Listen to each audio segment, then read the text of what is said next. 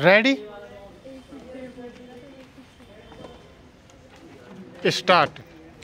कोई काम किया जाए और वह किस स्तर का रहा, उसकी गुणवत्ता क्या रही, उसमें कमियां क्या रहीं, इस पर अगर कोई राय मिले यानी फीडबैक मिले तो वह काम की गुणवत्ता में सुधार का एक सबसे बेहतर जरिया होता है।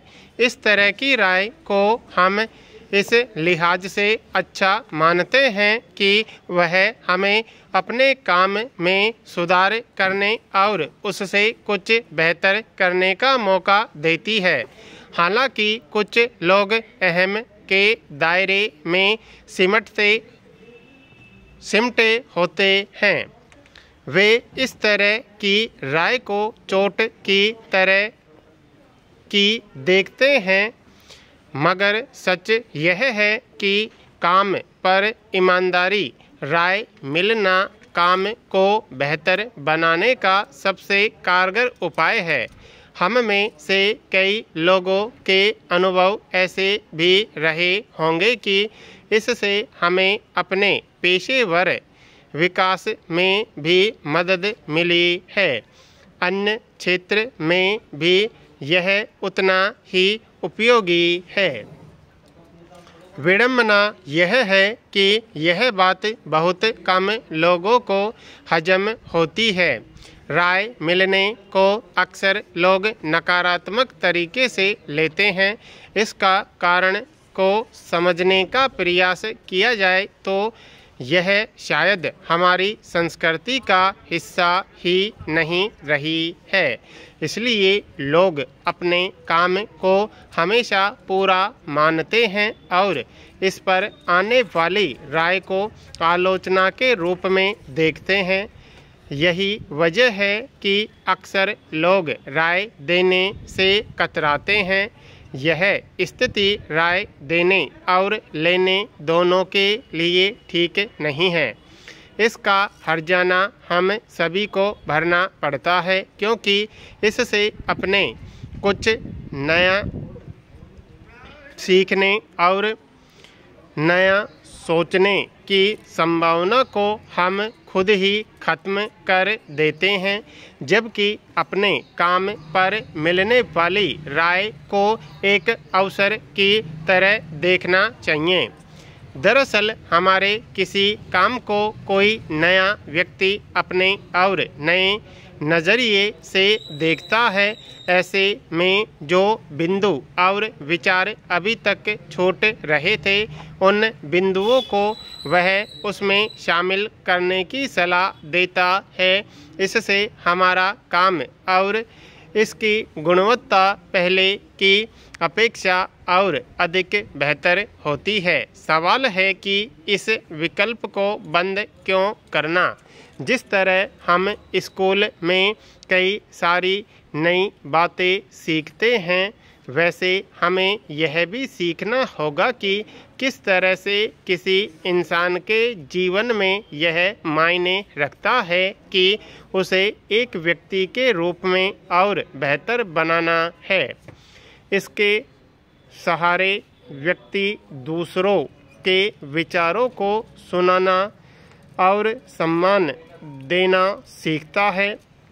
हम यह सोचने के स्तर पर लोकतांत्रिक होते हैं कि कोई दूसरा व्यक्ति भी कुछ जानता है और कई दफ़ा हमसे बेहतर जानता है। इस तरह हम समाज के एक संवेदनशील नागरिक बनने की प्रक्रिया में शामिल होते हैं।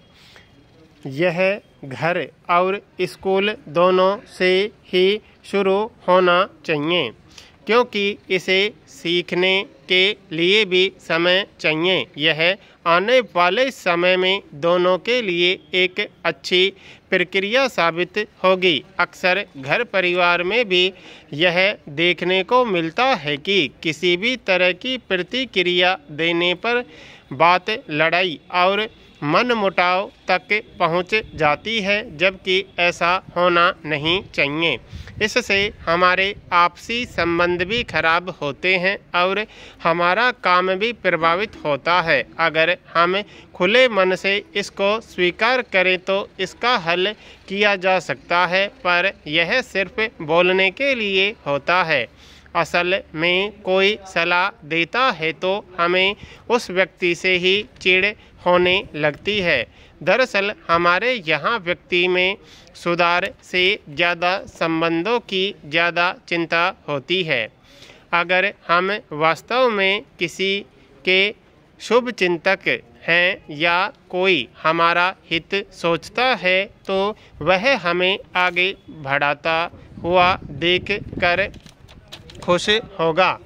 हमारी कमी और गलतियों के बारे में हमें बताएगा और उसमें सुधार करने की कोशिश करेगा। यह हमारे सीखने की प्रक्रिया एक महत्वपूर्ण चरण है। यूँ भी इंसान जन्म से लेकर मरने तक कुछ न कुछ नया सीखता ही रहता है और सीखना भी चाहिए। यह हमारे आगे बढ़ने और अपना बेहतर रूप सामने लाने में हमारी मदद करता है। सवाल है कि इस बेशकीमती प्रक्रिया को नज़रअंदाज क्यों किया जाए। इसका खुलकर स्वागत और उस अनुरूप सुधार करना चाहिए। रही बात संबंधों की, तो इससे संबंध और मजबूत होने की संभावना बढ़ जाती है।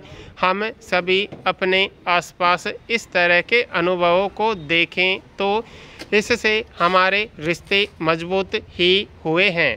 हाँ, इसमें समय लग सकता है। एक मुश्किल यह भी है कि कई बार अपनी राय किसी खास काम पर नहीं बल्कि उसे करने वाले व्यक्ति के बारे में दिया जाने लगता है। इससे बात और बिगड़ जाती है। इसका एक और बड़ा नुकसान यह भी है कि इससे हमारा समाज कुछ नया करने और सोचने से भी कतराने लगता है। एक समाज के तौर पर यह भी हमारे लिए हानिकारक है।